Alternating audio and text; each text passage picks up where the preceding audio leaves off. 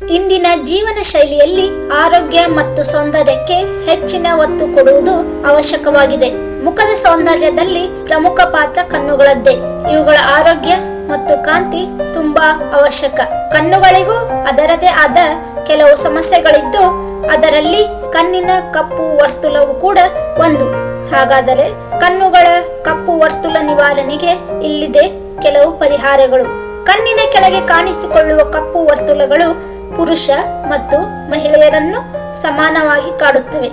ಇದಕ್ಕೆ ಸರಿಯಾದ ಸಮಯದಲ್ಲಿ ಆರೈಕೆ ನೀಡದೆ ಹೋದರೆ ಕಲೆ ಇನ್ನಷ್ಟು ಗಾಢವಾಗಿ ಸಹಜ ಸೌಂದರ್ಯವನ್ನೇ ಕಸಿದುಕೊಳ್ಳಬಹುದು. ಚಿಕ್ಕ ಟೊಮ್ಯಾಟೊ ರಸಕ್ಕೆ ಚಿಕ್ಕ ನಿಂಬೆ ರಸ ಬೆರೆಸಿ, ಈ ಮಿಶ್ರಣಕ್ಕೆ ಕೊಂಚ ಪುದೀನ ಎಲೆಗಳನ್ನು ಬೆರೆಸಿ ಕಪ್ಪು ವರ್ತುಲಗಳ ಮೇಲೆ ಹಚ್ಚಿ ಸುಮಾರು 10 ನಿಮಿಷಗಳ ನಂತರ ತಣ್ಣೀರಿನಲ್ಲಿ ತೊಳೆಯಿರಿ.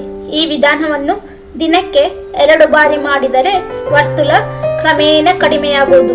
ಒಂದು ಹಸಿ ಆಲೂಗಡ್ಡೆಯನ್ನು ಚಿಕ್ಕದಾಗಿ ತುರಿದು ರಸ ಹಿಂಡಿ ಹತ್ತಿ ಉಂಡೆಯನ್ನು ಈ ರಸದಲ್ಲಿ ಅದ್ದಿ ಪ್ರತಿದಿನ ಹಚ್ಚಿಕೊಂಡರೆ ಕಪ್ಪು ವರ್ತುಲಗಳು ಕೆಲವೇ ದಿನಗಳಲ್ಲಿ ಮಾಯವಾಗುತ್ತವೆ.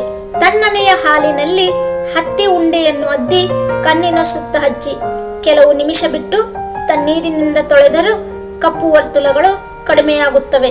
ಇನ್ನೂ ಹೆಚ್ಚಿನ ಸೌಂದರ್ಯ ಮತ್ತು ಆರೋಗ್ಯ ಸಂಬಂಧಿತ ಸಲಹೆಗಳಿಗಾಗಿ ಮನೆಮದ್ದು ಯೂಟ್ಯೂಬ್ ಚಾನಲ್ ಅನ್ನು ಸಬ್ಸ್ಕ್ರೈಬ್ ಮಾಡಿ, ಲೈಕ್ ಮಾಡಿ, ಕಮೆಂಟ್ ಹಾಕಿ.